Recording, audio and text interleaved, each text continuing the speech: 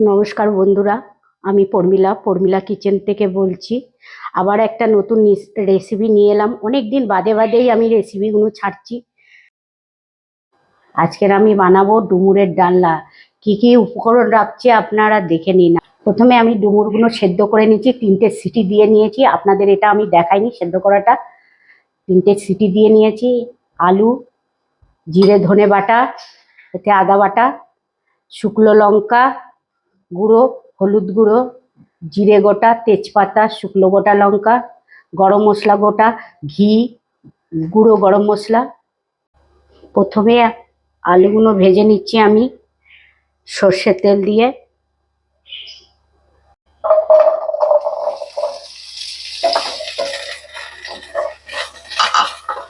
আলু ভাজার সময় আমি 1 চামচে নুন দিয়ে নিচ্ছি। লাল লাল করে আলুগুলো ভাজা হয়ে গেছে। সম্পূর্ণ আলুগুলোকে আমি তুলে নিচ্ছি। ডুমুরগুলো একটু ভালো করে চটকে নিচ্ছি হাত দিয়ে, নাহলে শক্ত শক্ত থাকবে, ভালো করে গলবে না ডুমুরগুলো। আর একটু এর মধ্যে তেল আর একটু অ্যাড করে নিচ্ছি পরিমাণ মতন। এরপরে ফোড়নগুলো আমি একে একে দিয়ে দেবো। গোটা গরম মশলা দিয়ে দিচ্ছি, তেজপাতা দিচ্ছি, শুকনো লঙ্কা দিচ্ছি, গোটা জিরে দিচ্ছি। সব ফোড়নগুলো আমি একে একে সব দিয়ে দিলাম। ফোড়নগুলো এবার আমি নাড়াচাড়া করে নিচ্ছি। গরম মশলাগুলো ভাজা হয়ে গেছে। যে মশলাটা আমি বেটে রেখেছিলাম, এই মশলাটা আমি অ্যাড করে দিচ্ছি।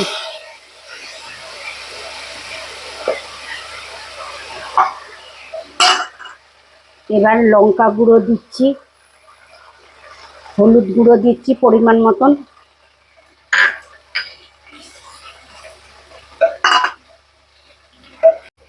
এবার আলুগুলো দিয়ে দিচ্ছি এই মশলার মধ্যে, দিয়ে ভালো করে কষিয়ে নিচ্ছি। আর ডুমুরগুলোও দিয়ে দিচ্ছি, ফাটানো ডুমুরগুলো সব এর মধ্যে।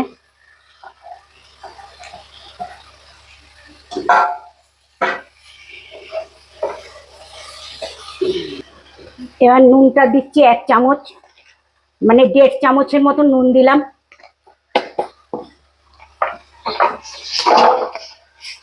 এবার 2 চামচ চিনি। পুরোপুরি সম্পূর্ণ এটা নিরামিষ ডালনা হবে ডুমুরের। 4 চামচ মতন আমি চিনি দিয়ে দিলাম। এবার এগুলো সব এর সাথে মিশিয়ে দেবো, ভালো করে কষিয়ে নেবো, নুন মিষ্টি সব একসাথে।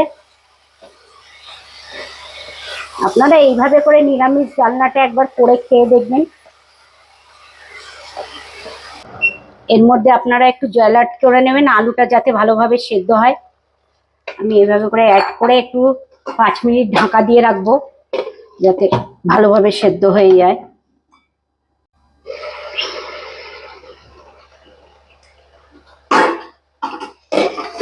এখানে আমি 2 চামচ ঘি দেব। এইভাবে করে আপনারা 2 চামচ ঘি দেবেন। এবার আমি পরিমাণ মতন গরম মশলা দিয়ে দিচ্ছি। ঘি গরম মশলা দিয়ে নাড়াচাড়া করে নিচ্ছি ভালোভাবে।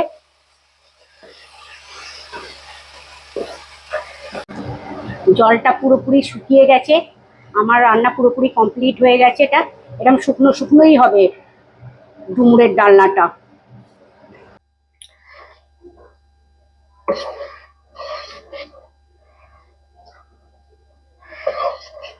আপনাদের যদি ভালো লাগে ডুমুরের ডালনাটা, আপনারা একটা লাইক করে দেবেন।